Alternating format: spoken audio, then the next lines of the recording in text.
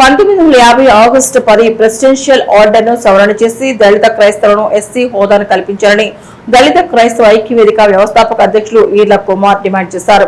Warangal green Bawarchi హాల్లో దళిత క్రైస్తవ ఐక్యవేదిక ఆధ్వర్యంలో అన్ని రాజకీయ పార్టీ నాయకులతో ఐక్య రౌండ్ టేబుల్ సమావేశం నిర్వహించారు. ఈ సందర్భంగా మీడియాతో మాట్లాడుతూ భారత రాజ్యాంగంలో ప్రాథమిక హక్కులకు భంగం కలగకుండా చూడాలని బీజేపీ ప్రభుత్వం మెడలు వంచి దళిత క్రైస్తవులకు హోదా కల్పిస్తామని ఈ సందర్భంగా తెలిపారు. దళిత క్రైస్తవులకు తక్షణమే ఎస్సీ హోదాను కల్పించాలని, లేని ఎడల మీ ఉద్యమాన్ని ఉధృతం చేస్తామని హెచ్చరించారు.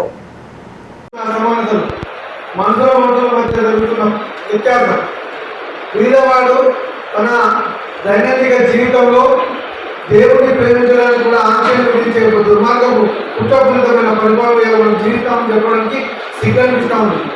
రోజుకు 100 సంవత్సరాల స్వాతంత్ర సమరాలు జరుపుకునే తరుణంలో ఇలా కులాల మధ్యలో మతాల మధ్యలో చిచ్చు పెట్టుకుంటూ ఓవైపు మణిపూర్ మత్స మాయగా ఉండే ఇలా భయభ్రాంతులకు గురి చేసుకుంటూ సుప్రీంకోర్టు ఒక తీర్పు ఇవ్వడం నిజంగా కూడా చాలా బాధాకరం.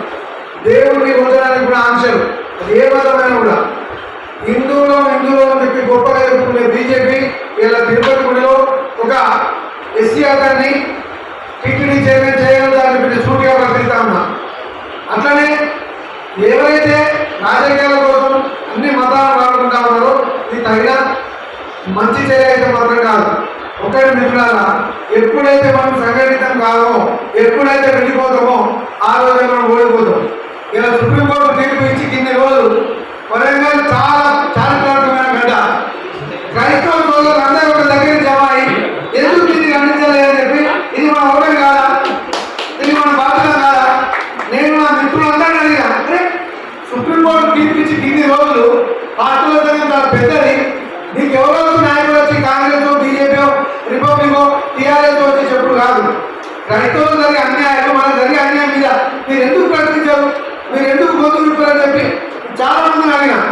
మన ఉంటాం ఒకటి గమనించండి, కేఆర్ నాగరాజ్ అయినా, కవిం కాగరైనా, కరెంట్ అయినా, మన దళిత సోదరులు ఓటైతేనే ఈవేదో కొండ సురేష్ అయినా, నాయన కాగరైనా దళితులు ఓటైతేనైనా మంత్రులు ఎమ్మెల్యే లేదు. ఫస్ట్ మీరు అందరూ కలిసి వాళ్ళు నిలదీయండి. మాకు ఇంత అన్యాయం జరుగుతున్నప్పుడు మీరు ఎందుకు నోరుతారు? రేపు ఓట్ల మా ఇంటికి ఎట్లా వస్తారు? మా చర్చలలో ఎట్లా ప్రేరణ చేస్తారు?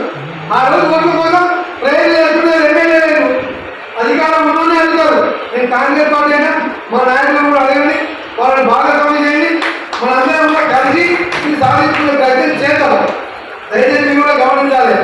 దీపావళి కారణంగా ఫస్ట్ టైం ఇండియాలో క్రిస్టియన్ సొసైటీ అని చెప్పి ఒకటి ఏర్పాటు చేసి దానికి ఒక చైర్మన్ చేసి దానికి దీపావళి కాంగ్రెస్ నియమించింది. మీరందరూ ఆయన భాగస్వామ్యం చేయండి. కాంగ్రెస్ పార్టీ వ్యక్తిగతంగా కాదు, కాంగ్రెస్ పార్టీ అయ్యవు, కాంగ్రెస్ పార్టీ ఒక చిన్న అణువు, కాంగ్రెస్ పార్టీ క్రిస్టియన్ సపోర్ట్ చెప్పమని చెప్పి తీర్మానం చేసింది. ఈ సుప్రీంకోర్టు సంబంధించింది కూడా రాబర్ట్ వాద్రా వాళ్ళు కూడా కేసీఆర్ తయారైన వచ్చే నెల 13వ తారీఖు నుండి స్పెషల్ పిటిషన్ ఇస్తాం కాంగ్రెస్ కూడా గమనించాలి. ఈ కార్యక్రమం మనం పెట్టుకోవడం కాదు, అందరూ ఒక గ్రూప్ అయి అన్ని 12 నియోజకవర్గాలు ఒక వ్యక్తిని తీసుకొని 12 మందిని ఒక టీడీగా పెట్టుకొని అన్ని నియోజకవర్గాల కార్యక్రమాలు చేసి ముందు కార్యాచరణను మీరు ప్రకటించండి. మీకు కాంగ్రెస్ పార్టీ అండగా ఉంటుంది. కార్యక్రమంలో భాగస్వామ్యం చేసిన మీ అందరికీ ప్రత్యేకంగా మా అందరూ వారి వ్యతిరేకం. ఎందుకంటే రాజ్యాంగమే ఉన్నతమైంది. ఇలా రాజ్యాంగంలో ఎక్కడా కూడా ఈ రాజ్యాంగంలో ఎక్కడ కూడా హిందూ దళితులకు మాత్రమే రిజర్వేషన్ ఇవ్వాలని లేదు. కేవలం ఒక ఆర్డర్ను మా దృష్టిలో పెట్టుకొని నేను చేస్తారా, తీర్పులు ఇస్తారా, మొత్తం రాజ్యాంగాన్ని దృష్టిలో పెట్టుకొని తీర్పులు ఇస్తారా న్యాయమూర్తులు? గౌరవ న్యాయమూర్తులు, నేను ఒక లా ప్రొఫెషన్ అడుగుతున్నాను మిమ్మల్ని. గౌరవ న్యాయమూర్తులకి విన్నవిస్తున్నా, మీరు తీర్పునిచ్చే ముందు దయచేసి రాజ్యాంగ మౌలిక సూత్రాలకు లోబడి తీర్పులు ఇవ్వండి, ప్రాథమిక హక్కులకు లోబడి తీర్పులు ఇవ్వండి. కానీ ఇవాళ అలజడి చేసి కొంతమంది మానవ హక్కుల ఉల్లంఘన చేసి దళితులను అంటరాని వాళ్ళని ఇంకా అంటరాని వాళ్ళు చేసే తీర్పులు న్యాయబద్ధం కాదు.